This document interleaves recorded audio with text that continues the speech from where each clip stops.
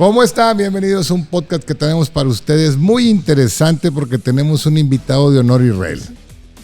Muchas gracias. Tú no.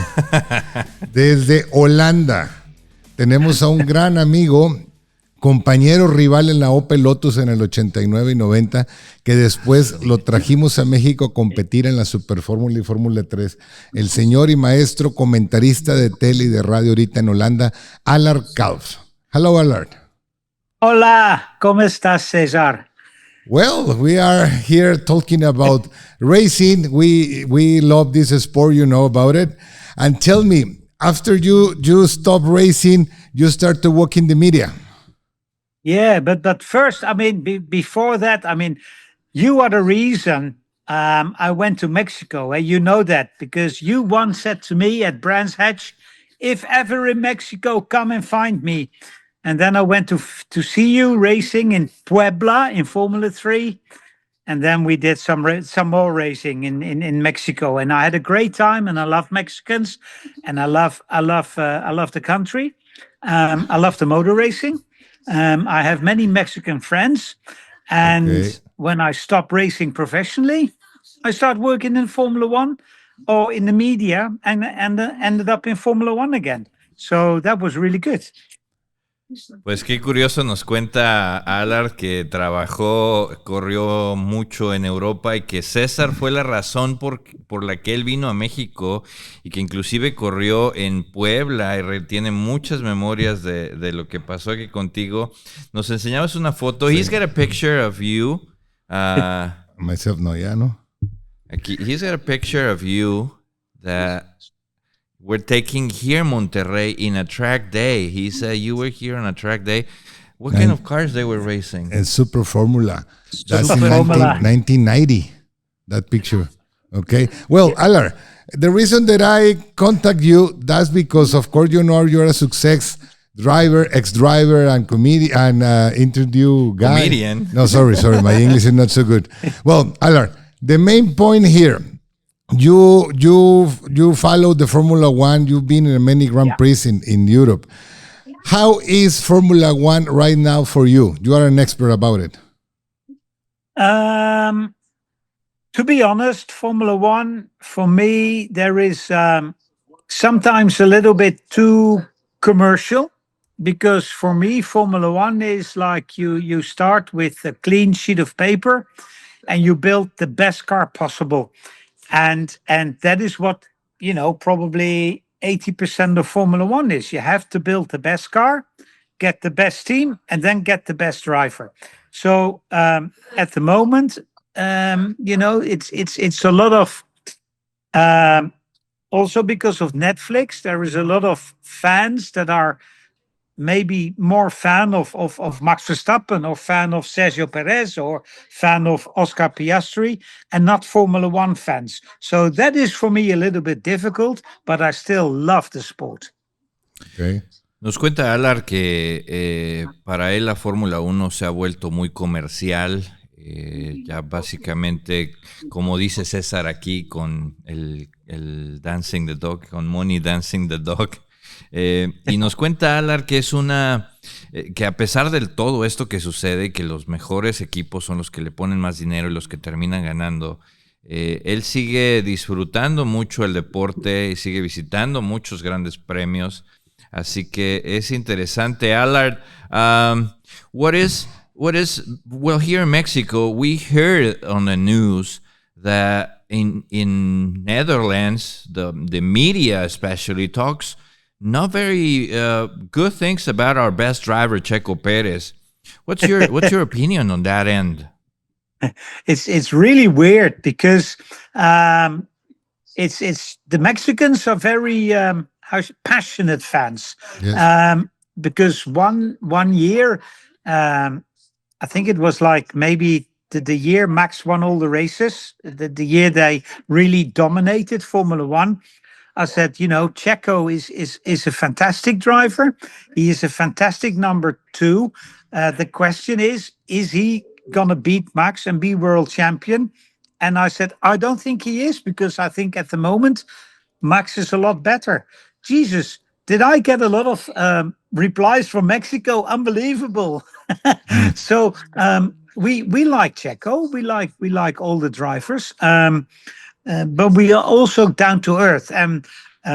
With like you have now with Oscar Piastri versus Lando Norris. Lando always says he wants to be world champion, and Oscar get the results. And with Checo, I really like Checo. And Adrian Fernandez one year when Checo was young said to me, if Checo is not going to succeed in Formula One, I don't know who is. So he's very, very, very good. I'm just not sure if he got that little bit extra to be Formula One world champion. But hey, I would love to see Checo back in a Formula One car next year, or this year, whenever, because I think you go to the Mexican Grand Prix, you need Checo Perez, and he is a very, very good driver. So, and we love him here. We all do. Bueno, gracias.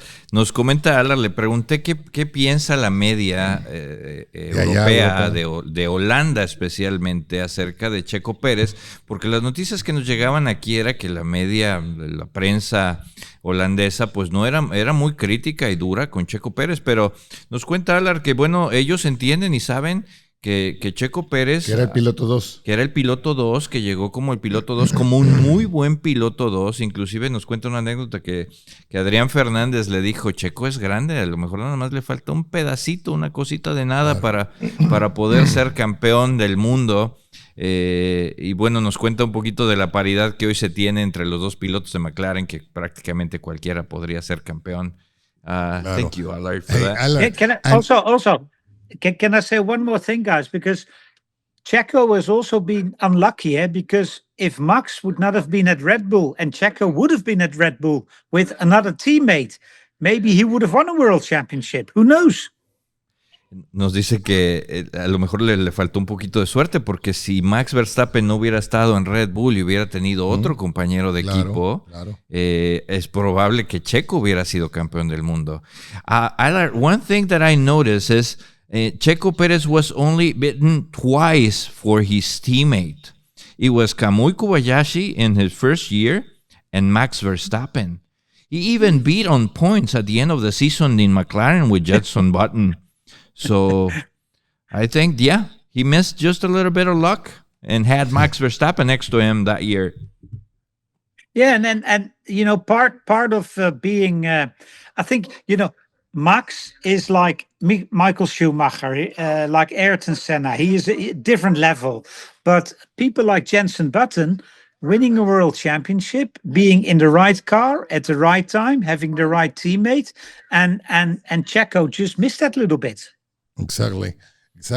Tell me something. In this new Formula One, we run together in the 80s, 90s in Europe, and we know in that years McLaren was the best team. They have the best motor, the best chassis, but the rules are more open, and many teams can run in Formula One, small teams. With this new era, for me, is boring, this Formula One. I love the drivers. I know they are top drivers, but the way they keep the rules, the way they take the decisions, is for me like a Mickey Mouse Formula One championship. A Mickey Mouse championship. Well, yes, I see your point, César, and to a certain point, I really do agree that when we were young, and Formula One was for teams definitely more accessible. Hey, you could start a team. You could even do maybe half the races, or get yourself a car and do maybe 4 or 5 Grand Prix. And yes, that was a perfect time. But I can also understand that at the moment, money rules. And if you have a team, you're going to protect your team. And the teams now say, hang on, we are worth 5, 6, 7, 800 million, maybe $1 billion at the moment. We do not want another team, because that means we are going to get less money. We're going to be worth less money. So I can see they are little protect their business, maybe like NBA does protect their teams, or any major league sport in America. But I do agree. I miss the old days that we could. Exactly. I mean, in 88, 89, if you could have a car, maybe even get a Formula One car, get it all in Mexican colors and just do the Mexican Grand Prix. That was fantastic. I would love that. But I think it's also, times are changing. Es una manera muy objetiva, Israel, si lo quieres explicar. Pues obviamente nos explique que la pregunta fue, perdóname, si esta nueva Fórmula 1 está medio Mickey Mouse, Disneyland, por las reglas y todo. Y nos dice que sí, está de acuerdo con tu punto. Nos comenta que obviamente se volvió un negocio y que el money rules, como dice, el dinero manda. Entonces esta nueva Fórmula 1 ya evitó esa nostalgia de que antes podías tener un taller pequeño y construir tu coche y cuando menos correr media temporada. Hoy pues prácticamente ya le tienes que poner mucho dinero y tienes que proteger tu negocio, tu inversión y lo que haces. Y tienes que ser aceptado también para participar. Allard, if we take McLaren out of the championship because they have the advantage of the rules in this season 25, what is the best next team? Because they switched the third in between Red Bull, Ferrari, and Mercedes. How is we call in Mexico category A and then B and then C? Okay, what is the second best A? What is the best B for you? For me, like you say, McLaren, c'est la mejor. McLaren is the best this year. Behind McLaren, I think it also depends on temperature and racetrack. Sometimes you have Mercedes that are second best team. Sometimes you have Ferrari being second best team, and sometimes there is Max Verstappen who is just second Max best. Verstappen. It's interesting. Well, it's interesting what Max Verstappen is doing right now with the team is destroyed by himself. The team is almost gone, and he keep pushing. He keep in the points.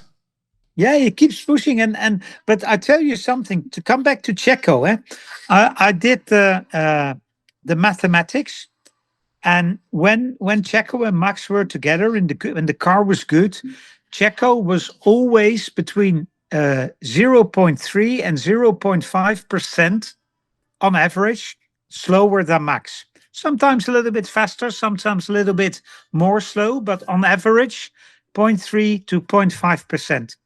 None of all the teammates before or after have been closer to Max than Sergio. So Max is putting that car somewhere that the car at this moment doesn't really belong. Bueno, nos cuenta que refiriéndose un poquito a Checo, Checo está en un porcentaje mucho más alto que los otros compañeros de equipo que ha tenido Max, y que inclusive Max Verstappen está haciendo cosas muy por encima de lo que este auto que ahorita tiene es capaz de hacer. Está muy por encima de lo que el equipo le puede estar dando y que aún así pues está en los puntos, ganó la sprint el sábado, así que mantiene el corazón de Red Bull todavía en alto. Y después de todo esto, yo creo que la pregunta obvia aquí para Allard sería: ¿quién es tu favorito para el tercer lugar? Pero ya no por estadísticas, sino por el corazón. No sé si esté bien dicho, porque Allard es romántico como yo. Pregúntale. Corazón. I know that word, corazón. Corazón. Well, that was a good word you learned from César. Keep that one. Pregúntale. Now, César is asking, if we take Max out of the equation, who for you will be the best Formula One driver today? At this moment? At this moment, yeah. That is difficult. I really, although you have to say Oscar Piastri is the best at the moment, because he's very consistent and he should have won Silverstone, but he got that penalty. Even though he's got the best car? Yeah, but he is getting the results. He is so consistent, and I really if and he's leading the champions, so he's obvious. But for me, and if you look at the Belgian Grand Prix as well, I still like Lewis Hamilton in a car, and when Lewis Hamilton puts on his helmet and shuts his visor, and the car is good, he's still one of the best racers out there. I really think he's still got that fire, but his low days are a little low at the moment. But if he has a sense of winning, then he will be there, I am sure. Oscar Piastri. He thinks Oscar Piastri, él piensa que Oscar Piastri, porque está siendo muy consistente, está dando los resultados, está haciendo las cosas muy bien. Now, quick question. Well, this is my personal opinion. The Camel Straight. The Camel Straight describes or shows you who is the greatest driver, because it will show you who did the best Urush and who did the best Redion, and then after all those couple corners, it will show you who really is a great driver. And Oscar Piastri showed that in this Sunday. Yeah, but also I see your point, and I also believe that then you have to at Camel Straight, it's all about positioning for the next corner at Les Combes, and you can just pick out a racer very easily there. So you're absolutely right. In this moment, in this year, I hear about Kimi Antonelli. He says, with these new cars, with these new Formula Ones, take all rules is so simple. With this aerodynamics, the car have it. But Cesar, you raced at Spa, right? Yes. Corriste en Spa. And I remember Spa. You go to Rouge Radion. I beat you. Hey, tell everybody I beat you. But the thing was, we both beat the Armco because the Armco was really close to the track. Now, if you go off, you can't really hit anything because there is so much runoff, and that makes it so easy. And with the grip a Formula One car has, the most difficult corner now at Spa-Francorchamps is the double left-hander, because even coming back to Blanchimont is like full throttle, 2 fingers in your nose, one hand on the wheel. Bueno, nos cuenta que en sus tiempos, cuando ellos corrían ahí, y César dice que le ganó, Urush tenía muy poco espacio y muy poca escapatoria. A los lados. A los lados. Entonces era mucho más riesgoso y más valiente. Más cabrona. Sí, aventarse. Hoy en día sí, los coches lo hacen muy bien y además tienen en mente que la escapatoria es muy fácil, entonces podría salir. Pero nos está contando de las siguientes 2 curvas, bueno, las siguientes 2 izquierdas, que esas también tenían mucho valor tomarse porque prácticamente se tomaban a fondo en sus tiempos. Sí. Entonces, para mí, Spa-Francorchamps shows you who's got the balls to take it faster. Well, that's true. That's true. What do you say, Israel? ¿Quién tiene las pelotas para tomarla más rápida? Pero como dice Allard, o sea, la pista ya está más adecuada. En nuestros tiempos había unos lavaderos, the curves besides the corners was so high. When we were there, and if you take the curves, you fly away. Right now it is flat, okay? Yeah. That's completely different. And DS, I mean, Orush DS was more tight than what is now, almost straight. I remember. Well, we're gonna switch the them. I remember we drive Alton Park. Yeah. Remember? We are in the pits watching the Formula 4 2000, 1600, whatever. Somebody crashed in the turn 1. We're the next race. And another said to me, don't worry, just keep in the right, And you teach me the long circuit, the tricks, okay? I remember pretty well. Okay, Allard, what is for you the best rookies? I mean, Formula 3 and Formula 2, they are great young drivers. Italian, Mexicans, Canadians, whatever it is. This is a good talent. We need more cars in Formula One, more chassis. Yes, that is true. But luckily there's one more team coming next year. Maybe there is another team coming in the years after. So hopefully it will be. Maybe there will. I hope for the young drivers also, because you need to do miles. You know, why not have in the European Grand Prix on the Friday a 1 hour session for rookies. Only rookies, every team, one car.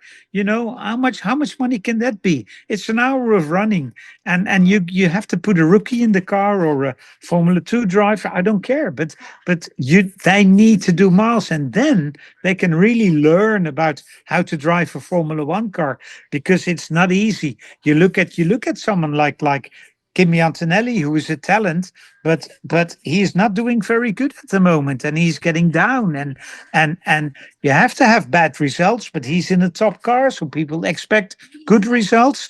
But it's so difficult for the young drivers. And there's a couple of Mexicans in Formula 2 and Formula 3, but they need Formula 1 experience too. And you need to do miles, Cesar. That is you need to do laps and laps. So I hope maybe in the next year, or maybe not when the rules change, but a couple of years from now, have a session on Friday, 1 hour, rookies only, every team, one car. Okay.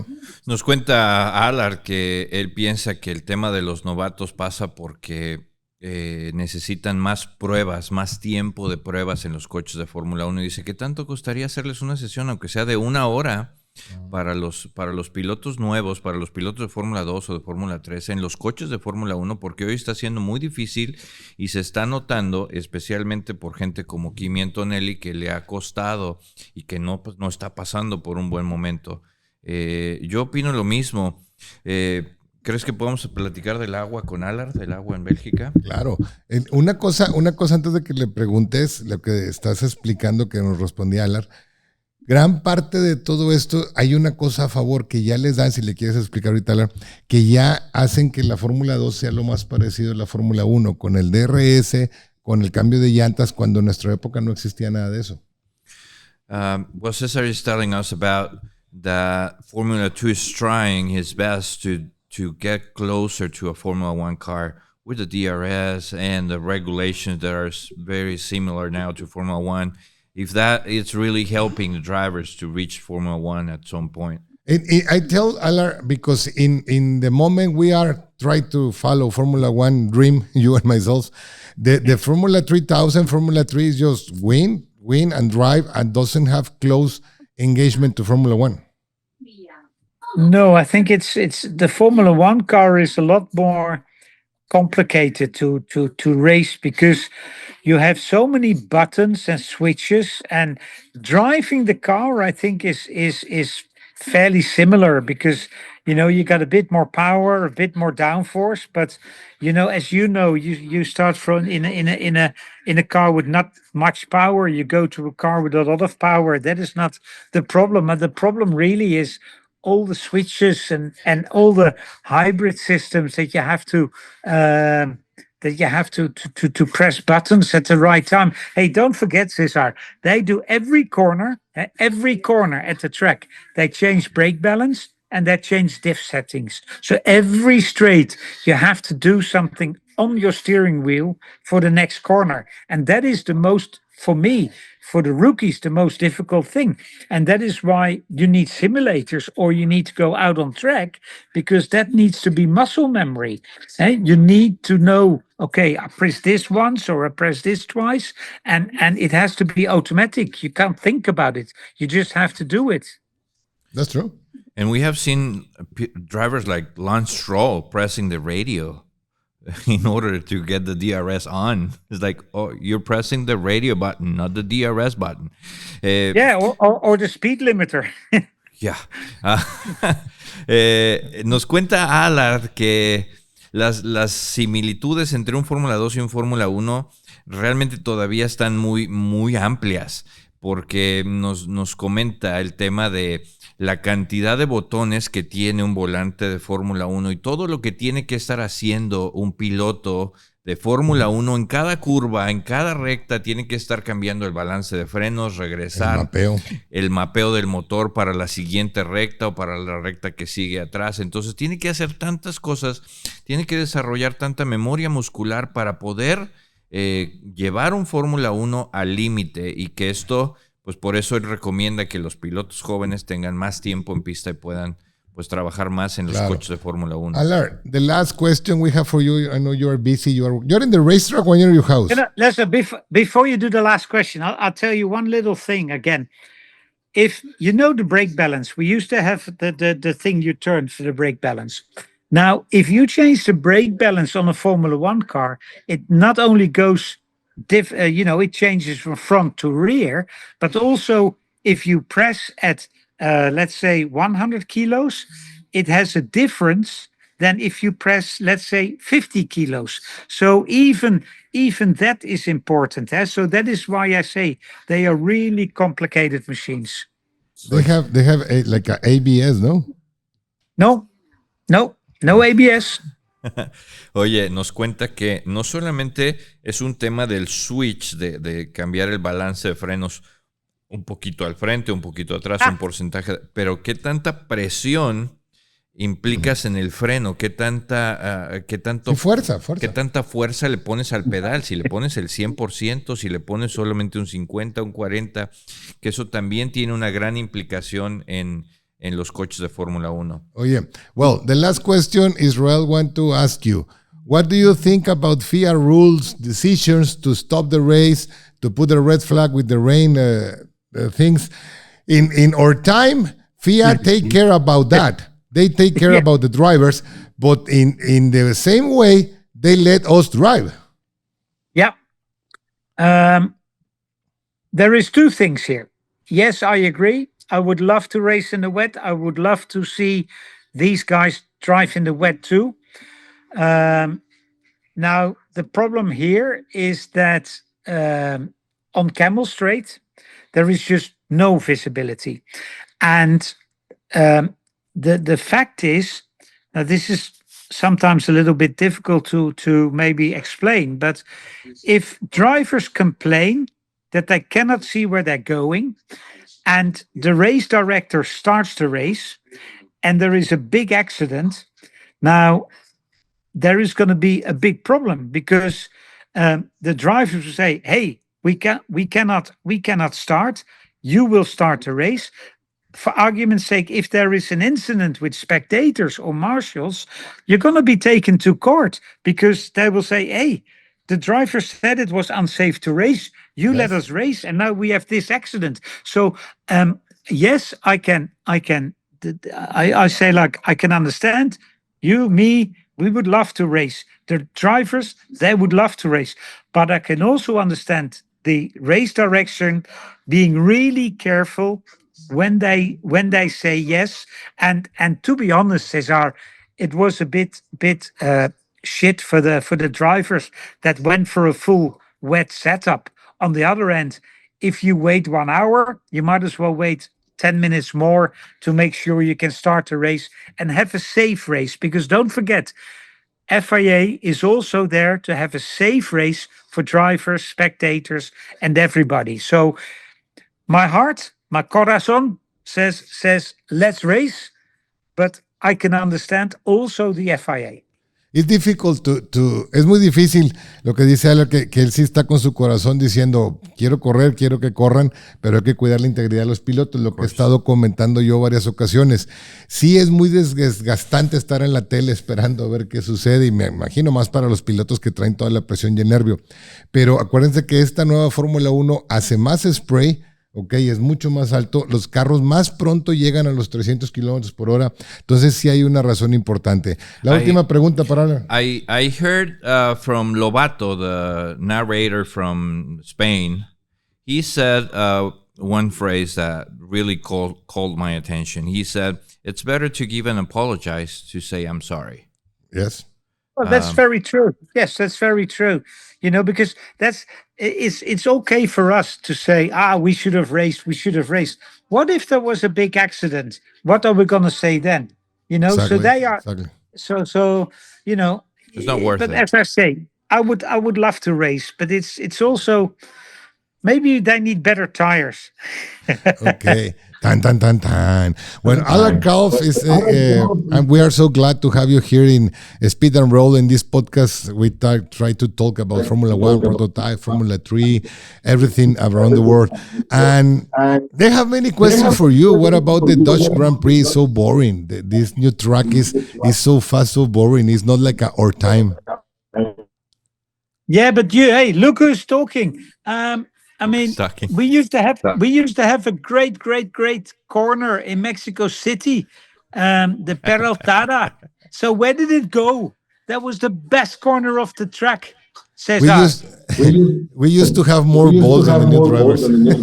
Pero dice, mira quién habla, el Gran Premio de México también es aburridísimo. No, me mató el gallo. Ok, pregúntale a la radio. What's your social media where do our followers can see you and find you? The easiest one is on X, and just is Allard Kalff, just like my name, ALLARDKALFF, and you will find me. Perfect. So that is the easiest. Well, thank you very much, Allard. Cesar says that you kill his comment. His comment with the Mexican Grand Prix. Have a good one. Thank you for joining us. We keep in touch for the new episodes in the future. Yeah. Sí.